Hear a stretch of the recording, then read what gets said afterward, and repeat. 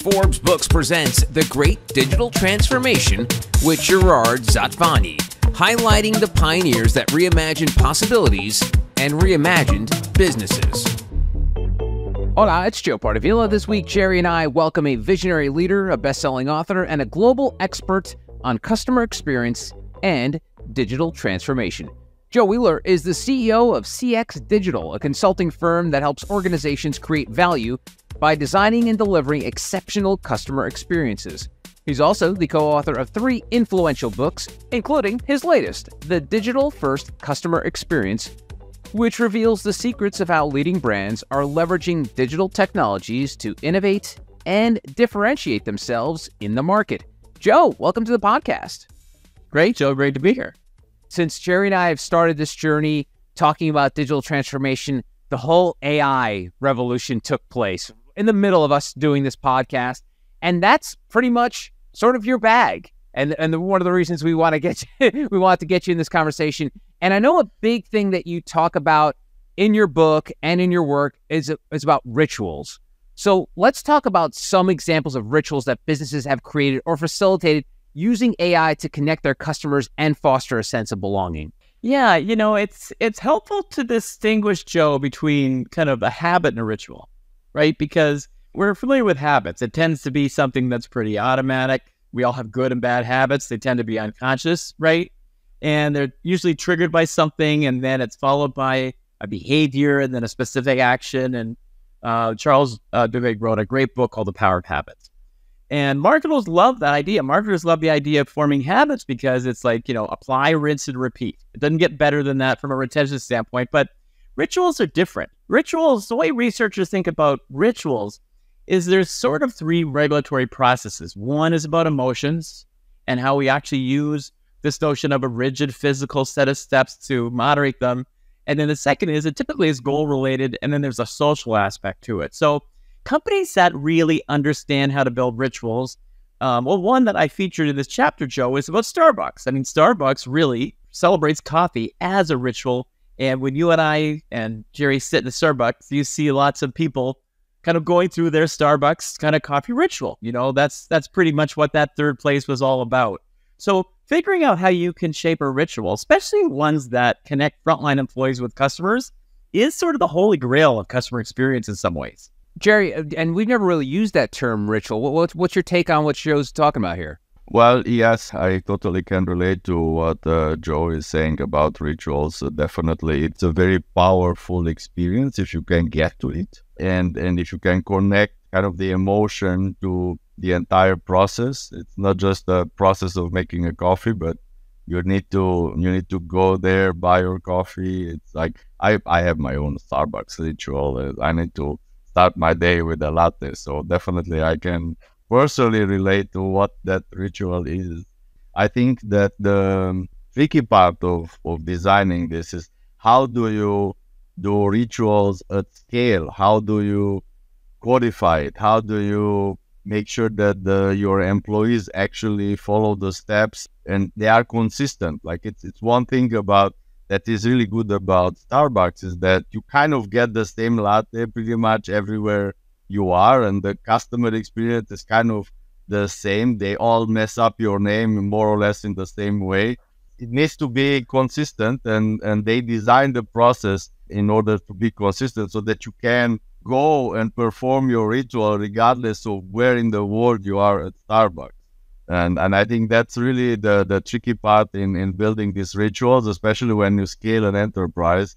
How do you put it together in a way that, even from the way you step into a store and you kind of, everything feels familiar and all of the things are happening in a certain order, so that it kind of can build into a ritual. I mean, Gerry offers great advice. Remember, I always say, one of the reasons why I wrote this book, Joe, was because a colleague of mine from Kellogg, I wrote this article published in Forbes. He said, should it be the aspiration of every company to deliver a touchless experience? And, that struck me as pretty good advice. We'd all, suffered through COVID and stores locked down. At the same time, I probably quoted the great Charlotte Beers from Ogilvy, who said, what makes a brand powerful is the emotional involvement of customers. And so what you're on to, Gerry, is how do you make this? Because the thing about rituals is there's two aspects. One is it's typically emotional, but it's also kind of social, and it has meaning more than something like a habit. So what's interesting to me with, like, for example, Starbucks is two aspects of it. One is how does AI and machine learning really enable those baristas to connect with customers that help create an emotional outcome and one that's also involving, right? And that's kind of your point. How do you scale this? And one of the things, they got into some trouble. I often say if Starbucks can miscalculate, the impact of things like mobile ordering and things like that, anybody can. Because, as we all saw, Mr. Schultz was brought in front of the Congressional Committee to talk about certification processes and what's going on there. But what I will tell you is that what's interesting is they're responding with $1 billion worth of investment into the partner experience. But one of those investments is an operational one, Gerry. So their new Siren system basically reduces the time it takes to make a Frappuccino by 2/3. Think about how many cold drinks, because they're mix changed, right? They went from hot beverages to cold, like massively, not by 50 basis points, but by like 40%. So those baristas were getting hit from both sides. Massive demand because of COVID for mobile ordering and a completely changed mix on an operational process that sort of wasn't their lead process. So number one is how does AI help frontline folks be able to deliver at capacity and match capacity to demand, which they're doing a much better job of. But then, Joe and Gerry, I'd share a second example. I'm curious what you think about this, because one of the examples I put in the book is a company called LifePod. So this is a Boston-based company, Joe, and what they provide is a proactive AI-based conversational platform. So if you're a senior person living at home, LifePod, think of it like an Alexa in some ways, that actually proactively connects with senior citizens.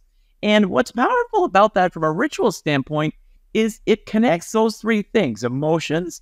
And so, for example, LifePod will say to a senior citizen, hey, Julia, it's a great time to get up and stretch. Now, of course, it's programmed by its caregiver, but I'll tell you, the LifePod participants rated the thing like 100% with satisfaction. And here's what's interesting to me. This is a computer, Joe. Is they said, I don't feel alone anymore. So to me, this is one of the reasons why I think we really need to wrestle with this idea of AI and technology and its role here, because to me, digital-first companies are understanding that AI can produce emotional outcomes than which we hadn't thought was possible before in new ways. That to me is kind of quite compelling to speak to, Gerry, your point about how do you scale this thing in a consistent way, because a bot never gets frustrated. It never gets tired. It never complains about overtime, right? It just performs based on a very domain-specific set of algorithms. And if it can be proactive with human intervention, then it becomes pretty powerful. Yeah, I guess, in the geek space, we have stories about people falling in love with their Siri companion back in the days when it came out. And I still can relate to this idea of adding some kind of a humanness to something that is not really human, just personification, I guess. And the same as you have a dog, why wouldn't you have an AI companion that is there to take care of you? And this is a great example of that goes against that entire thing about AI will come in and will steal our jobs. Because it's in this situation, in this setup, you actually don't have that. The AI comes and will bring you something new, will bring you companionship that normally wouldn't have that, and will also bring a proactive care. It will monitor your life signals, like you will have all kinds of wearables. It will take all of your measurements, and this data will fit into how that AI companion will interact with you, and what these are the things. These are the areas where it will create a totally new market in terms of business, and also it will shift a little bit our economies. Even just think of this entire healthcare space that will go from let's treat whatever pain you have into more of a let's keep you healthy, and not even not it's not just even about let's keep you healthy really, but it's also about how can we make your life better? How can we make you live with quality of life, which is really the goal in all of this. And I think this is a place where AI can give you that extra and can add to it. And I don't think it's going to replace anyone's job. It will augment the healthcare system. If you can put it together in a way that it creates a nice experience, that it comes together as a ritual, if you say, like habits, creating habits, that it will build into becoming something very useful both from a point of view of simply medical assistance, but also in terms of psychology. People need companionship, and this can provide some sort of companionship, I guess. And so those are the benefits, Joe, that you and Gerry have been breaking down. But what are some of the challenges to using AI to create rituals? Because I'm sure it's just not push button and, all right, cool, create a ritual for me, AI, ChatGPT, do that. I'm sure there's more to it. So talk about some of those challenges. I did read a post, Joe, before this, that someone's invented a way to run a podcast with ChatGPT. I don't know if you saw that. That was great. No, there are challenges. And I think one of the things I say in the book, Joe, is, when it comes to this, remember, the back end is the front end. So when this goes awry, it's because the data is sort of terrible that the algorithm is basing on. So I don't know if you saw the 60 Minutes with the great Leslie Stahl, the president of Microsoft, and then she was getting demonstrated by ChatGPT, and the computer engineer, the software engineer showing it to her said, well, as you see, it says you've been with NBC 20 years. And Leslie Stahl looked at her and said, well, no, I haven't. And she said, well, it kind of doesn't get that. And she goes, oh, it doesn't really care about that. And she said, well, CBS does, because that's where I was 20 years. And so here's the thing. Where it goes wrong is when the data it's pulling from is just spurious. It's just not accurate. So when you see it really well done is when it's very domain specific, as Gerry, as you were saying, in healthcare. For LifePod, it pretty much knows what the interactions will be between one of their patients or customers and kind of their needs, right? And the whole thing is configured by a caregiver. But what's cool about that is that my 86-year-old mother-in-law sure won't remember when her nephew's birthday is, but LifePod will, and can say, hey, Carol, would you like to call your nephew? Today's his birthday. So think about where this could go, Joe. I mean, with the next version of this third generation of AI, not only could you be reminded of a call, it could help her create a card. It could find a way to create a personal connection to grow her social network beyond a way that she ever would. The last thing I'll say about this is the power of AI. You had a guest on the other day on influencer marketing, and it was a great session you had with him, Joe, with Evan, I think, right? And, he made this point that people come to sites that have lifestyle data, not just product data. And think about the data that we can collect now with things like artificial intelligence that will just make the ability to personalize the experience much more robust, because where personalization is heading, as it's about relevance today. It's not about the next click or the next logical product. It's about really, you give me something that's meaningful to me and that tells me you're paying attention in a way that's not creepy, but incredibly relevant. Yeah, I think it's all about making sure that you pay attention to AI bias and the way AI learned what it needs to be performing. Especially in very outlier cases, especially in healthcare. It's symptomatic for everybody. Biology is not exactly the same for everybody. You will have very weird diseases also, and symptoms that are, if you're reading on the internet the symptoms, you will think that, oh, I have this one, I have that one, I have, oh my God, I should see a doctor. But it's really not the case. It's not trivial, especially with the corner cases, how to deal with that and how to set it up so that it can realize that, hey, I haven't been trained for this. Let me escalate, let me bring in a doctor, let me deal with it in a very different way than for the rest of the population, which probably would not need this kind of attention, this kind of a very special treatment.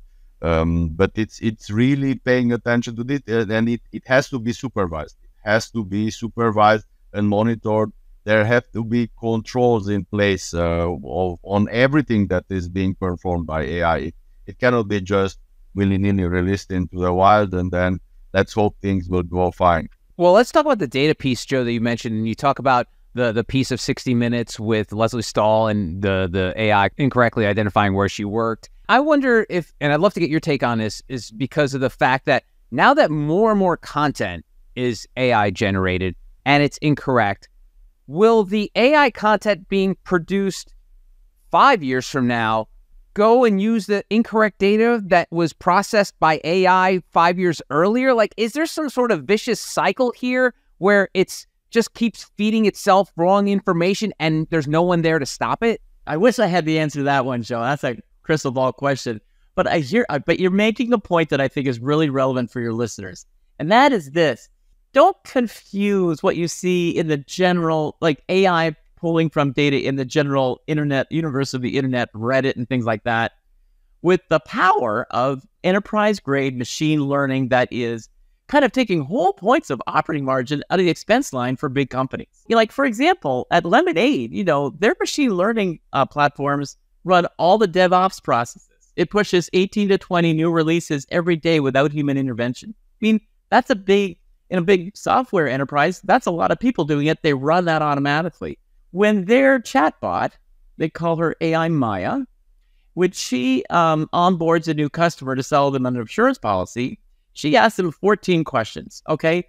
In that 14 questions, to figure out what that price should be in your location, she hits 1,700 data points from their data sets. This is a proprietary data set. So the reason I make this point is there's two different worlds here. There is the world of, how you apply AI machine learning in a very specific way for a company delivering a great experience with all the back-end processes.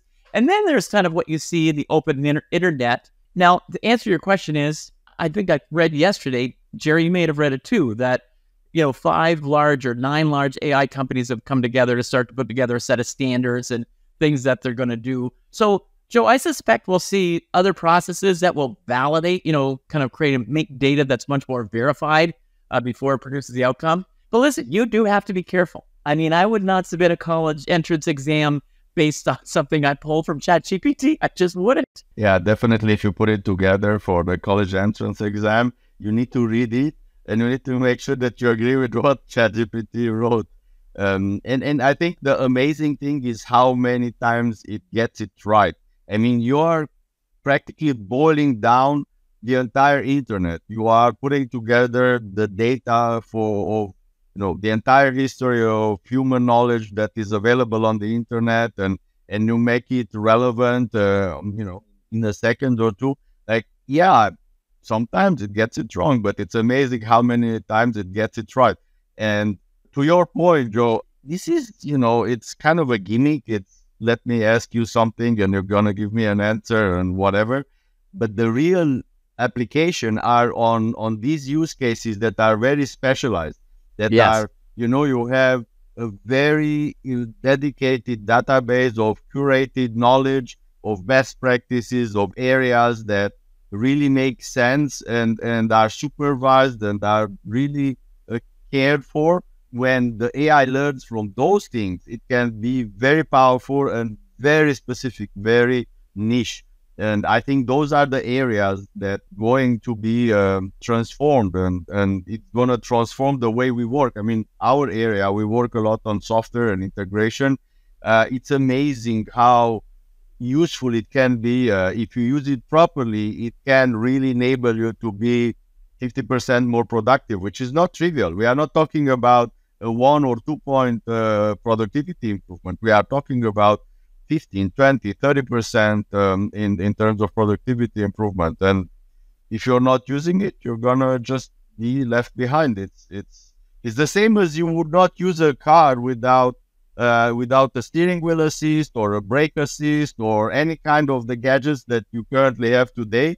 That's exactly tomorrow. You won't be using we won't be doing any kind of work that is not assisted in a way or another by an AI assistant.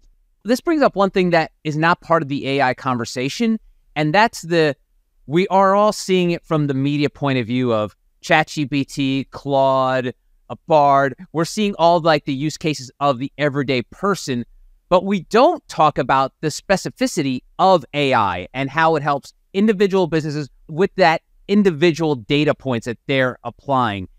Joe, that's where you see the greatest impact of AI in terms of just being able to do a specialty work for a specialty company using specialized data. Yeah, I mean, Joe, think about it for a second. The way a traditional insurance company would write a policy is if I'm an agent, I would meet with you and I'd ask you probably 10 or 15, 20 questions. And then if it's a really nice day, I might say, hey, Joe, I have tickets to the Jets game. If we leave now, we can actually, kind of beat the traffic on. Sure, let's go. And so what happens to that insurance form, right? This is my briefcase, and then eventually I bring it in. Whereas in 14 questions, as I said before, AI Maya generates 1,700 data points. Think about the difference in quality that makes, right? In terms of what she's learned and everything that platform has been able to do to create much more precision. And the second thing is this notion of once we start to be able to, like with Lemonade now, they're into this about 8 or 9 years in terms of claims data. So what does that mean? It means they suddenly have enough data across the United States to be able to understand the probability of your likelihood to claim based on your last experience. Number two, the probability of you to buy other Lemonade products as you grow with them, and the probability of you staying with them. So the 3 C's, customer retention here, cross-sell, and claims. That's powerful. Here's the thing. Lemonade now generates 86% of their marketing spend based on what they call LTV6, their lifetime value level conversion 6 calculation. How many other companies do you know generate 80% of their marketing spend in a region based on that data? And that's one of the things we see in digital-first companies.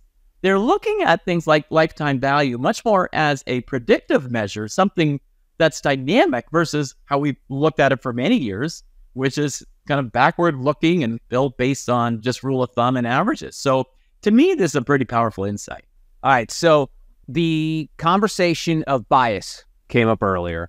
Now let's talk about how this is going to inform businesses when it comes to creating these AI applications. How can these be created, these rituals that we've been talking about, that are ethical, transparent, and respectful of customer data and privacy? Joe, this is a big question. This is the one outside of the AI is going to destroy the world. It's the ethics of it is the second concern when it comes to the top 5 concerns when it comes to AI.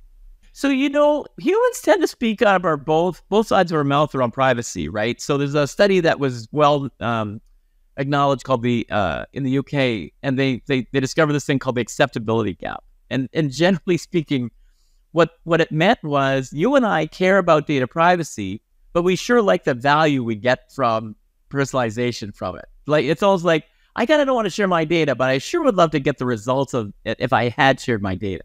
The second thing they found that people that really care about privacy and their own data typically do take action on it. It's a pretty small percentage of the population, but there are folks that go in and they turn off, all the things that you would turn off around tracking and things like that.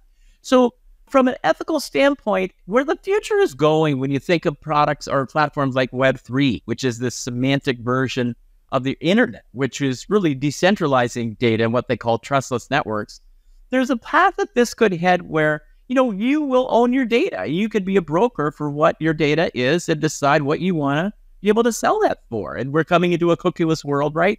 So I think there's positive things about this. Now, your bigger question is, how does AI take that? And then are there ethical dilemmas around that? I'm sure we will run into them as this thing starts to grow and flourish more. But honestly, I think the bigger question is the one that Gerry, you raised around the employee experience and how will employees be impacted by that? And I tend to agree with you. I mean, I'm sure there'll be roles that AI will actually, probably have an impact on from a relevant standpoint. But what I see in companies like at Amazon and things like that with just walkout technology, it actually improves the employee role. So rather than being a cashier for 8 hours, you tend to be a customer support person because the AI and the computer vision allows you to just walk out. So there's no need for a cashier. I see those jobs kind of like getting better, being more interesting than the other kind of version which we hear. You focus more on the experience and not on just some kind of the checkout process, or which is very repetitive and mechanical and doesn't really add customer value. So, and it's also, I believe, that is not really that fun for the person that is performing the checkout. It's much more interesting to actually have a conversation with someone to discuss about preferences and guide you through the process and provide you extra value, assisted by an AI that can give me some advice while I'm talking to you. That's a much more interesting experience. Let me ask you this, Joe. How is AI transforming your industry, your angle of creating these experiences and putting it together? What's the buzz in your part of the digital experience world? Yeah, great question. Well, two areas. One is, for example, with call center reps, AI is really being helpful because what AI allows in the call center is to make call center reps just way more productive. And so you have, if you think of performers as high, moderate, kind of low performers, what AI can do, we work with a company called Excel, and they're able to identify what are the behaviors that their high-performing call center reps demonstrate. And then in real time, they're able to look at those conversations and be able to help kind of, folks that maybe don't perform at the same level to get to that level. So it's almost like they're able to move to the mean and reduce the variation by applying artificial intelligence to look at those conversations customers have with the high performers and figure out what seems to work. That's powerful. You get better results, first time call resolution, better conversions, things like that. So moving the whole population. And what is interesting to me is companies that are doing this well, Gerry and Joe, they're really scaling how far they go. So Cemex Go is a great example. It's one of the best examples that I ran across in our research for digital transformation done right.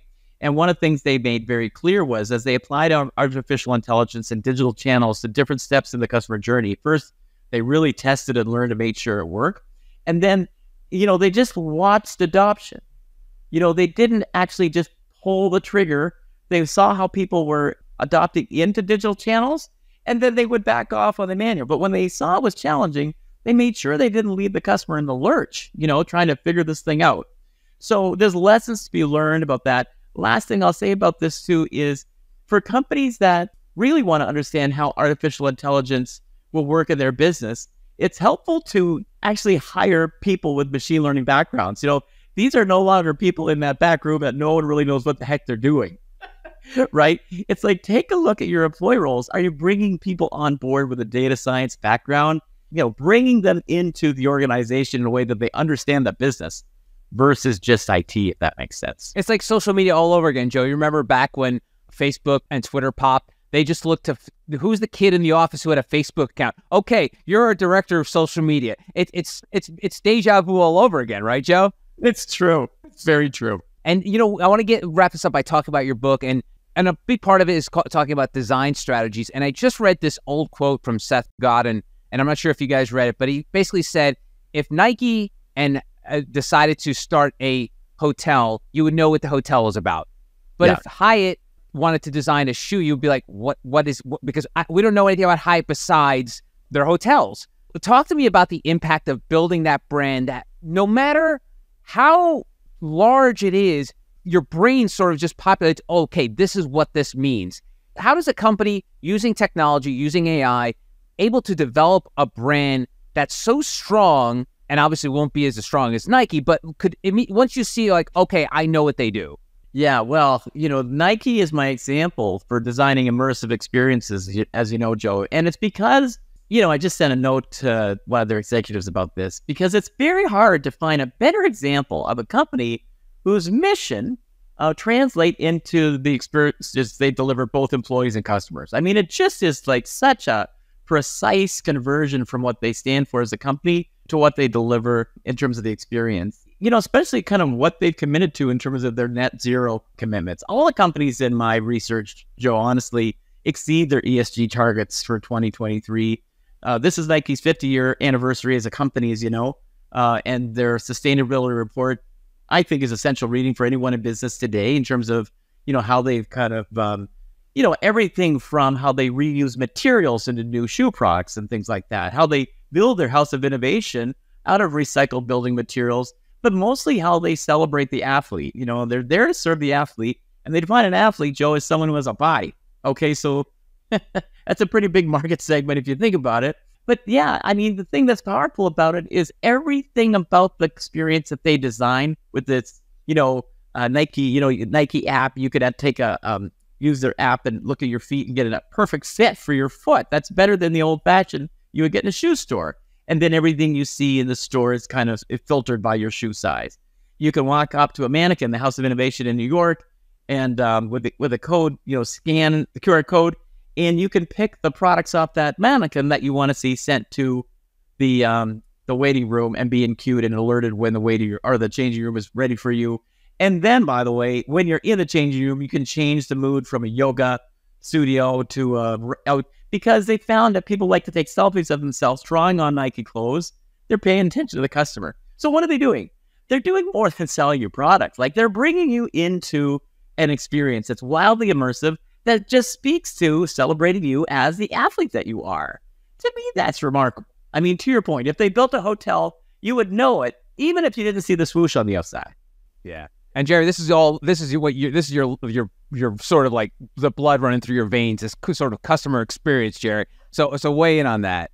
We all get lost in what are we doing? We are building shoes.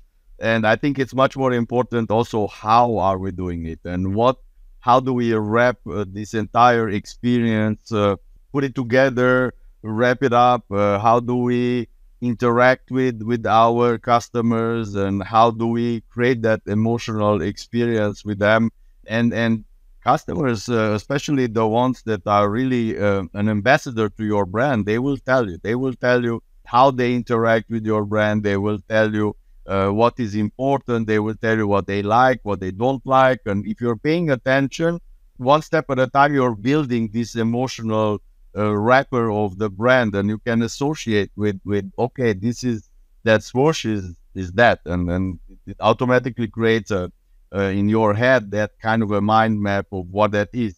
Meanwhile, if you're not doing that, well, everybody associates you with, okay, I just do hotels, and that's it. Well, Joe, it's a bit like you had a great podcast with Arun Kumar. Remember, he said, clarity is my drug. I listened to that podcast a couple times because it's just so rich with insights, and it's the same idea. It's being able to go from the brand promise to an experience that expresses that powerfully and does what Charlotte Beer suggests, create emotional involvement with customers. And so, Joe, before we go, tell us about your new book, The Digital First Customer Experience. So basically, what I explore here are three things. One is, what is driving these changes? So I look at kind of the impact of what we all experienced with COVID and social injustice and things like that. So there's a culture piece that's driving this. The second one is this notion of convergence of technologies. So for example, it's not known to everybody how much faster 6G will be over 5G. The answer is 30 to 50 times. I mean, think about that. So what will happen in the next 5, 6, 7 years around the convergence from artificial intelligence to edge-based computing is a big deal about how you think about that. And then the third, of course, is competition. And what's different for digital-first companies is to not just think about your value proposition, but also the value network, linking digital assets in a way that makes it very hard to copy. Then the second piece is I go into detail around these 7 design strategies, and I use a single example in each one to go really into the heart of the matter. We talked about Nike. So we go deep into how they design immersive experiences, how that actually came to life, and then really what's at the core of why they're able to do that so well. And then, Joe, the final piece of the playbook, 4 steps from, start off by solving the right problems to how do you execute to scale so you can take these ideas and execute it in your own company. And I love to rile Gerry up at the end of every episode, Joe, so humor me as well. There is this argument that every company, no matter what you make, you are a tech company. Gerry believes in every fiber of being that is the wrong message to send out to anybody. So when you hear someone spout that, no matter what kind of company you are, you're a tech company, what's your initial thought to that? Well, Joe, I grew up in a banquet hall. Until I was 11, I thought my name was coffee or tea. So I totally appreciate that. At the same time, I was coming back from, we have a little cottage outside of town, and I pulled into this little coffee shop these students had set up with a little I mean, it said it was air conditioning. They must have been baking hot in there. And they had, they were making, frozen coffee and things like that. And luckily they had Square, so I could pay for it because I had no cash, because who has cash? So to some degree, I do agree every company is a tech company. At the same time, there's nothing like, getting a perfectly made frozen beverage, frozen coffee, full of brownies, by the way, from this high school student who's getting ready for college, and the personal connection that was so much fun. Yeah, but we should never forget that if you're into coffee making business, make sure that you do that coffee well, even if you have a lot of technology to help you do it well. And that's what Joe was saying. This is like what I'm saying generally is that you should not forget what is your main line of business. If you're into selling shoes, make sure that you sell shoes properly and you use technology to properly sell shoes and create a customer experience and enable a great emotional connection, but you're still selling shoes. You have to do that really well.